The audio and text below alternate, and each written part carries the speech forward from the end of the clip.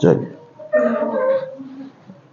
हमने जो पिछले पढ़ा था, जो अवर्गीकृत आंकड़े थे उनसे हमने बहुलक और माध्यिका को निकालना सीख लिया था। ठीक है, पीछे बारे में जानकारी है पूरी। ठीक है, माध्यिका माने माध्यिका पद, दो तरह से माध्यिका निकालते थे।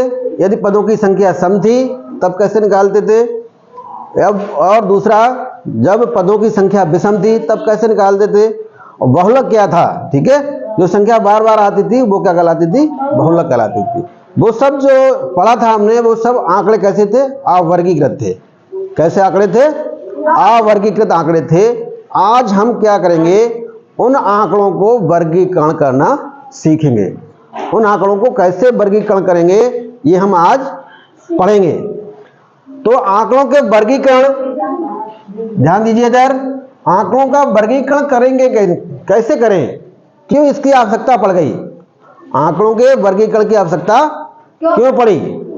अब देखिए, इतना लंबा चौड़ा सवाल हमने यहाँ पर लिखा है कि किसी विद्यालय में कक्षा 8 के विद्यार्थियों के गणित में प्राप्तांकों का विवरण निम्नवत है। जो बच्चे हैं कक्षा 8 के, ये सभी बच्चे हैं ना, बच्चों ने कक्षा 8 में गणित में इतने अंक प्राप्त किए, किसी ने 22, 26, 15, इस तरह से ये सारे अंक उन्होंने प्राप्त किए हैं। ठीक है, अब इतना लंबा चौड़ा लिखेंगे तो बहुत दिक्कत आएगी। पूरी टेबल बनाएंगे, पूरा पेज भर जाएगा। कितने हैं देखो ना, 1 2 3 4 5 6 7, कम से कम 15-20 होंगे ये। तो इनको गिनते गिनते बहुत लंबा समय लगेगा। तो इसको एक जरूरत पड़ी कि जो संख्याएं हैं उनको क्रमबद्ध कर लिया जाए। संख्याओं को कैसा कर लिया जाए, क्रमबद्ध कर लिया जाए। तो क्रमबद्ध करने के लिए क्या किया गया कि सबसे पहले जो एक सारणी बनाई गई, क्या बनाई गई, सारणी। इसको हम क्या किसमें बदल देंगे, सारणी के रूप में इसको बदल देंगे। तो क्या होगा, एक बारंबारता सारणी बनाएंगे जो बहुत लंबी इसकी होगी, बहुत लंबी सारणी बनेगी। ठीक है, अतः सुविधा के लिए इन आंकड़ों को समूह के वर्ग अंतराल में रखकर व्यवस्थित करते हैं। ठीक है, इसका आप उदाहरण देखिए इसको ध्यान से कि कैसे हम इसको, ये सभी आंकड़े कैसे हैं, अवर्गीकृत हैं। ये सभी आंकड़े कैसे हैं, अवर्गीकृत हैं। इनमें कोई क्रम नहीं है। 22 के बाद 26 आ गया, 26 के बाद 15 आ गया, कोई इसका वो नहीं है, क्रम नहीं है, यानी कि व्यवस्थित नहीं है ये। इनको हम व्यवस्थित करेंगे। इसे व्यवस्थित करना क्या कहलाएगा, वर्गीकरण कहलाएगा। और वर्गीकरण कैसे करेंगे, वर्गीकरण का मतलब वर्ग बना के उसको अलग अलग कर देना। तो कैसे करते हैं, पहले यह ध्यान दीजिए। सबसे पहले हम क्या देखते हैं इसमें कि सबसे छोटी संख्या इनमें कौन सी है, सबसे छोटी संख्या कौन सी है। ठीक है, वर्ग बनाने की विधि क्या पढ़ेंगे अब, वर्ग कैसे बनाएंगे, वर्ग बनाने की विधि।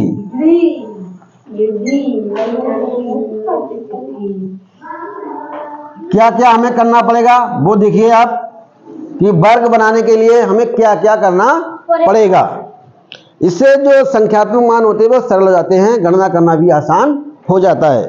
तो सबसे पहले आंकड़ों में सबसे बड़ी और सबसे छोटी संख्या आप ढूंढिए। सबसे बड़ी कौन सी है, सबसे बड़ी, हाँ सबसे बड़ी, सबसे छोटी 15,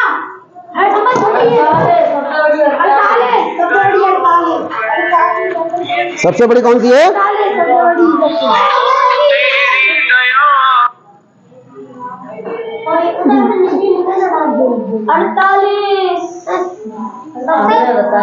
सबसे छोटी है,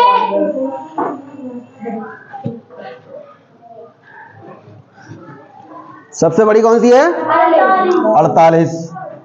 और सबसे छोटी कौन सी है 1, सबसे छोटी। ठीक है, सबसे पहला हमारा काम होगा कि जो भी अवर्गीकृत आंकड़े दिए हैं उनमें सबसे बड़ी संख्या और सबसे बड़ी संख्या आपको ढूंढना होगा। जब ढूंढ लेंगे, ठीक है, अब इनको क्या करेंगे, इनका अंतर निकालेंगे। क्या निकालेंगे, अंतर। क्या निकालेंगे?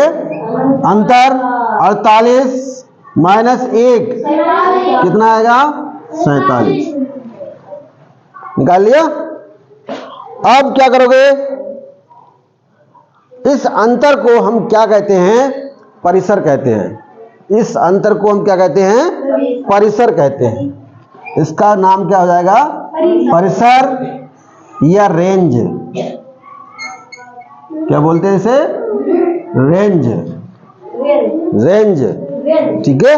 परिसर कहिए या रेंज कहिए। अब 47 को, जो भी 47 आया है उसको विभिन्न भागों में विभाजित किया जाता है। जो भी 47 आया है उसको विभिन्न भागों में विभाजित करेंगे और उपयुक्त आंकड़ों के लिए 0 से 10, 10 से 20, 20 से 30, 30 से 40, 40 से 50, 50 से 60, इस तरह से हम एक वर्ग बनाएंगे। क्या बनाएंगे? वर्ग बनाएंगे। कैसे बनाएंगे? देखिए, रेंज हमारा कितना आ गया? 47, यानी कि 47 तक की संख्या आपको फंसनी चाहिए। तो कैसे स्टार्ट करोगे? सबसे छोटी कौन सी है? 1। तो वर्ग कैसे बनाओगे? 0 से 1। कैसे बनाओगे? 0 से 1, 0 से 1, 0 से 10, 0 से 10, 0 से 10 में एक वर्ग बन गया, यानी कि 0 से 10 तक की संख्या है। यानी कि 0 को शामिल करते हुए 10 को नहीं लेंगे, 10 को हम नहीं लेंगे, 10 को आगे वाले में ले जाएंगे। और अगला आएगा 10 से 20, 20, और फिर 20 से 30, 30 से 40, 40 से 50। ये जो बन गया है ये कहलाता है वर्ग अंतराल। क्या कहलाता है? अब इसमें देखिए, 0 से 10 में 10 से छोटी वाली सभी संख्याएं आ जाएंगी। 10 से सभी जितनी भी छोटी संख्याएं होंगी, यानी 0 से बड़ी, 0 और 0 से बड़ी, परंतु 10 से छोटी।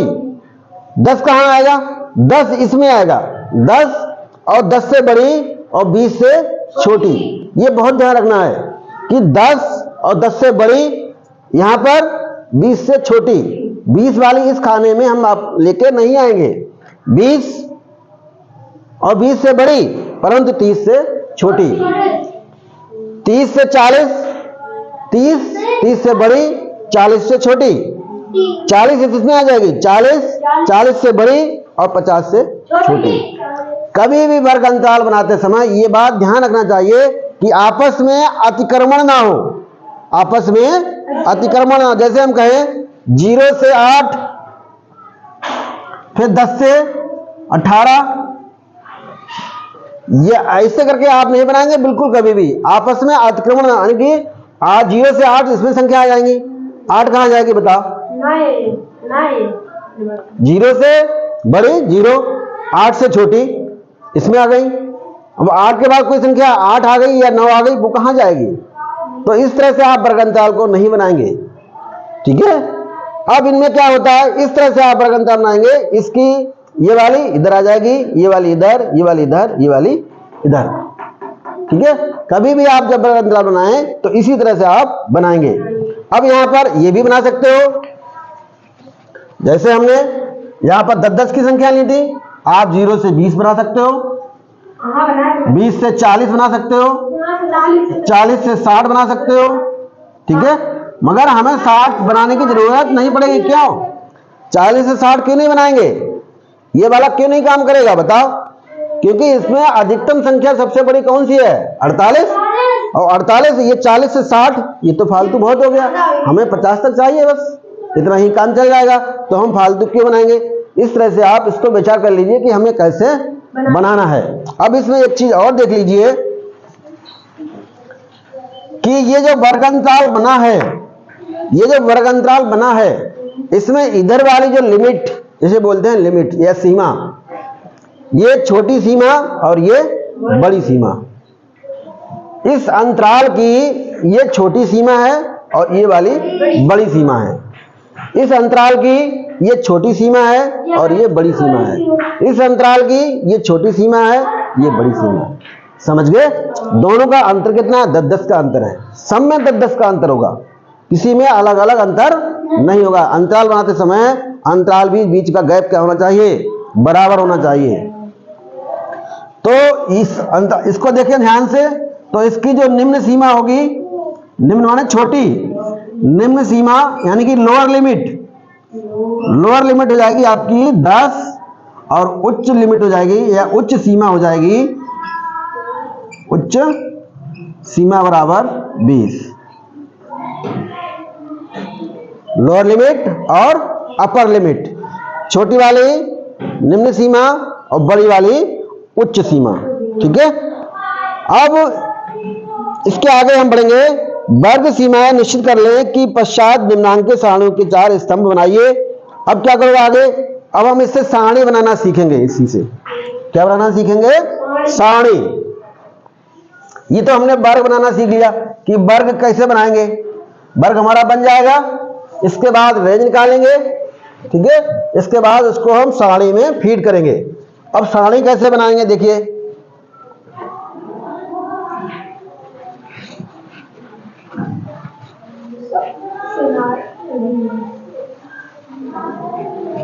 सारणी बनाना सीख लीजिए। अब सारणी में सबसे पहले आप लिखेंगे क्रम संख्या। क्या लिखोगे पहले, क्रम संख्या, फिर वर्ग अंतराल, वर्ग अंतराल, फिर क्या लिखोगे, टैली मार्क। क्या लिखोगे, टैली मार्क। टैली मार्क हमने कक्षा 7 में पढ़ाया था, टैली मार्क या टैली चिन्ह। इसके बाद क्या लिखोगे, बारंबारता, बारंबारता। ठीक है। इतना टेबल बनाने के बाद अब ध्यान दीजिए यहां पर वर्ग अंतराल हमने माना था, पहला 0 से 10, दूसरा 0 से 20, इस तरह से माना था। वो ये आपका क्या कहलाएगा, क्रम। 1 2 3 4 5। वर्ग अंतराल था 0 से 10, 10 से 20, 20 से 30 और 30 से 40 और 40 से 50। सारी संख्याएं इसी के अंदर सिमट जाएंगी, कोई संख्या इससे बाहर नहीं जा पाएगी। कि इसका रेंज क्या था, 47 था। रेंज कितना था, 47 था। अब देखिए यहां पर ध्यान दीजिए, 0 से 10 वाली संख्या कितनी होंगी इसमें, 0 से बड़ी और 10 से छोटी। काउंट करिए, 1, ठीक है,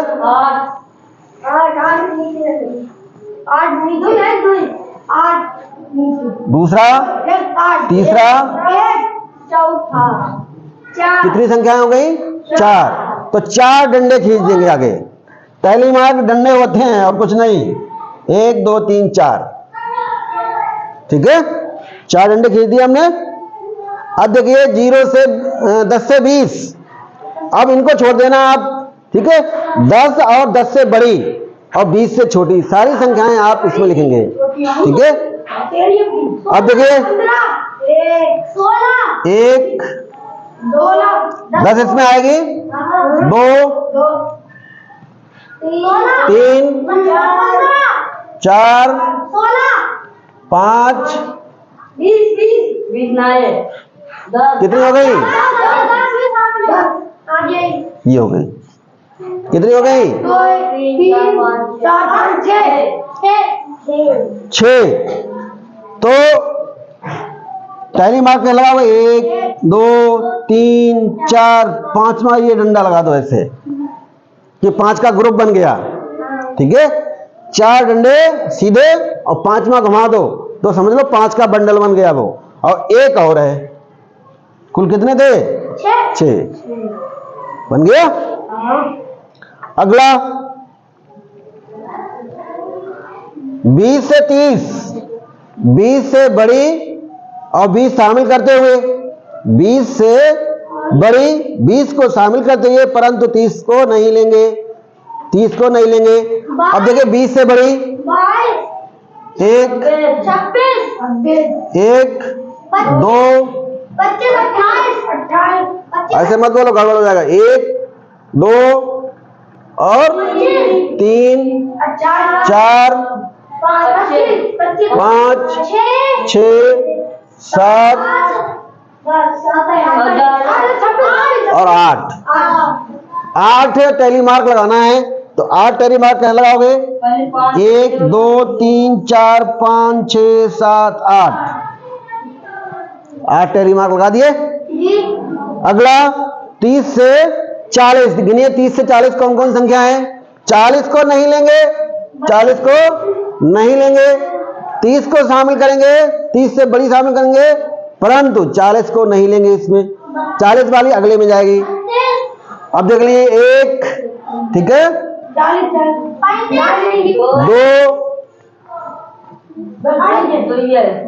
2 है तो 2 इसमें लगा दो 30 से 40 वाले में। लो, ठीक है, 2 लग गई। अब 40 से 50 बाकी बची सब 40 से 50 में होंगी। 1 2 3 4 और 5 संख्याएं होंगी। 1 2 3 4 5। समझ गए इतना? टैली मार्क लगाना आ गया। अब बारंबारता लिख लीजिए। यही तो बारंबारता है, जो टैली मार्क लगाए हैं वही क्या है? बारंबारता है। इसकी 4 हो गई, इसकी 5 और 1 6 हो गई, इसकी 5 और 3 8 हो गई, इसकी 2 हो गई और इसकी 5 हो गई। अब ये टोटल संख्याएं कितनी हो गई? 6 4 10 10 और 18 18 2 20 और 5 25। कुल संख्याएं हो गई 25। अब इनको काउंटिंग करेंगे तो ये 25 संख्याएं ही निकल करके आएंगी। कोई संख्या ऐसी नहीं है जो बाहर आ जाए, बाहर से हो हटा देंगे। ठीक है।